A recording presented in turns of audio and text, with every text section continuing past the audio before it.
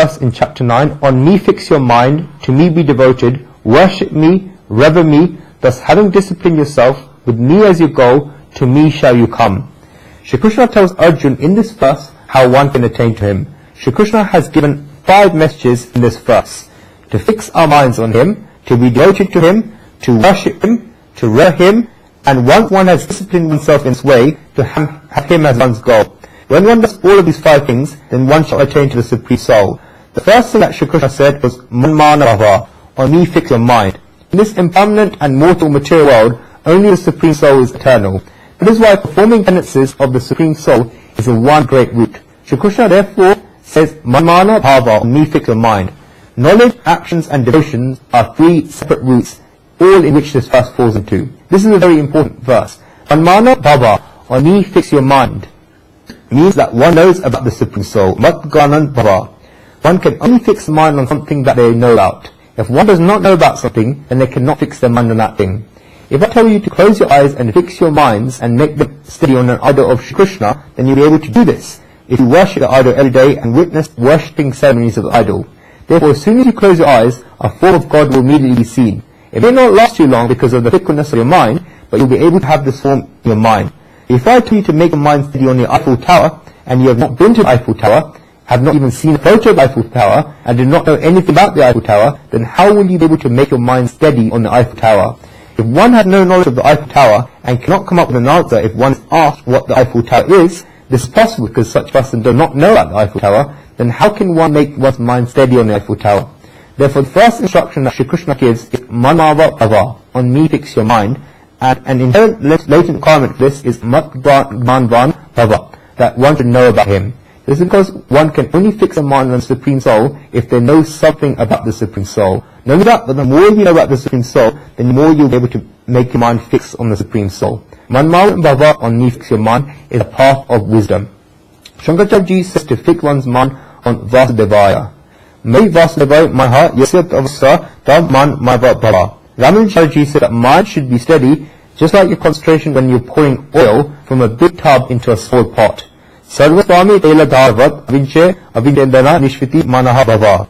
This is an example that the scriptures like very much about making the mind one-pointed. If you're pouring oil from a 16 kilogram tub into a small pot, then how good is your concentration? The mind is so steady. You do it with the one-pointedness of the mind. We fix our minds on God, but how do we do this? It is like when a mine explodes and rocks fall from a mountain. Once a year when the monsoon season comes, then the mine explodes with a big bang and rocks start falling from the mountain, and when the dry season comes, then everything is peaceful again. This is what our mind behaves like, but should be concentrated in the same way as when we're pouring oil. Secondly, Shri Krishna says, Mada Bhakto Bhava, on me be devoted, to me be devoted. One should become a devotee of the Lord. This is the path of devotion. Nama Bhakta iti Mada Bhaktaha.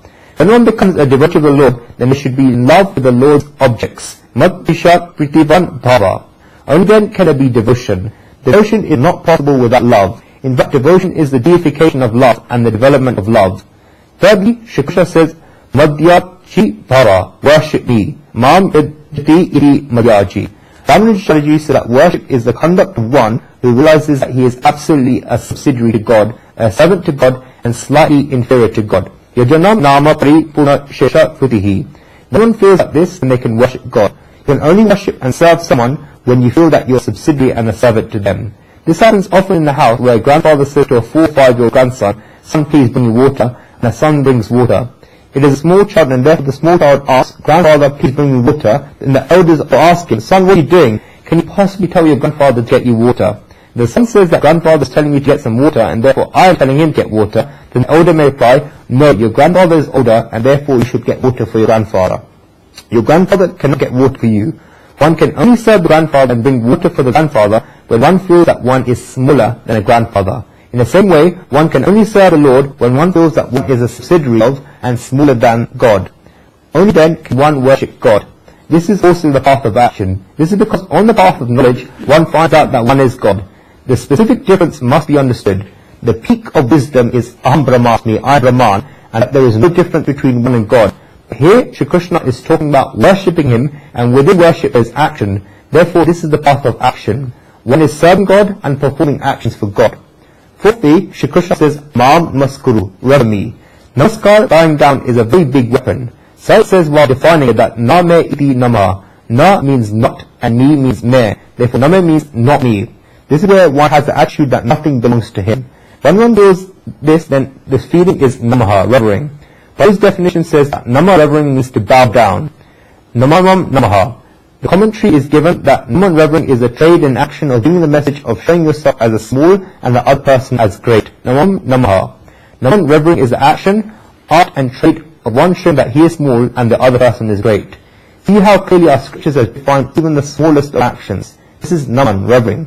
When the individual soul feels as if the individual soul is small and the Lord is greater than the individual soul, and the individual soul reveres and bows down to the Supreme Soul, this is naman revering.